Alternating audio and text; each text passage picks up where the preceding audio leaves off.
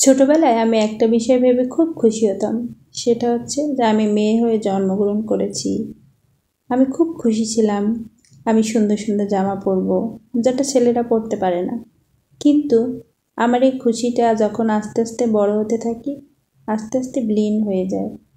কারণ দেখতে থাকি আমাদের সমাজে মেয়েদেরই সব কিছু সাফার করতে হয়, স্যাক্রিফাইস করতে হয়। আসসালামু আলাইকুম, আশা করি সবাই খুব ভালো আছেন। একটা নতুন ভিডিওতে স্বাগত জানাচ্ছি। আমি মনি, আমার এই ছোট্ট সংসার মনি কিশোরে। সকালের নাস্তা সেরেছি, ডিম ভাজি করেছিলাম বাঁধাকপি দিয়ে, সেটা দিয়ে ভাত খেয়েছি আর সাথে ডাল ছিল। তারপরে একদম দুপুরে রান্না বসিয়ে দিয়েছি। আজ রান্না করছি ইলিশ মাছ দিয়ে ফুলকপি, আর রান্না করব মসুরির ডাল পাতলা করে মূলো দিয়ে। আর রান্না বলতে ভাজি করব মিষ্টি কুমড়া ভাজি, যেটা আমার ছেলে মেয়ের খুব পছন্দের, আর এটা তো অবশ্যই খাওয়া উচিত। তো আজকে সবজি বেশি, আর সবজিটা আমাদের বাসায় চলেও বেশি। আমরা সবাই সবজি খেতে পছন্দ করি। আর শীতের সময় সবজি খাবো না, এটা তো আর হবে না, তাই না? এত মজার মজার সবজি, সেটা তো খেতেই হবে।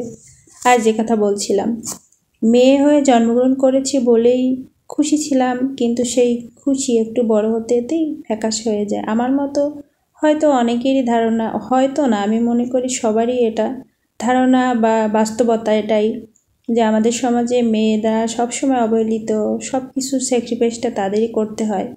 কিন্তু আমাদের মেয়েদের একটু স্ট্রং হতে হয়, কিন্তু আমরা পারি না সেটা হতে, কারণ আমরা তো নরম মাইন্ডের। আর এই সমাজের সাথে সবার সাথে যুদ্ধ করার সাহসটাও সবার থাকে না।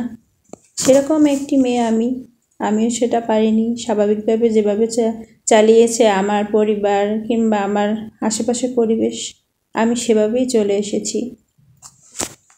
চলতে গিয়ে আমার এটাই শেষ পর্যন্ত, মানে এখন পর্যন্ত তো যেটা মনে হয়েছে, যে আমি এই সবার সাথে তাল মেলাতে গিয়ে চুপ থেকেছি, কিছু করার ট্রাই করিনি কখনো।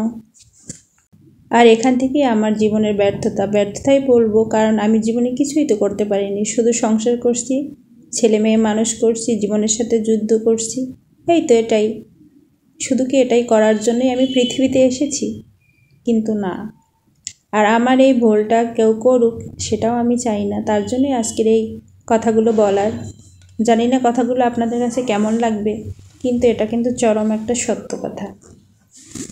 সব মেয়েদেরই বলছি, সবাই আপনারা নিজের পায়ে দাঁড়ান, নিজেকে এমন কিছু করুন, নিজের একটা পরিচয় গড়ুন, নিজের পায়ের তলার মাটিটা শক্ত করুন। দেখবেন পৃথিবীটা সুন্দর আপনার কাছেও, ধুকে ধুকে মরতে হবে না। তো আজকের ভিডিওটা এই পর্যন্তই। সবাই খুব খুব ভালো থাকবেন। আল্লাহ হাফেজ, আসসালামু আলাইকুম।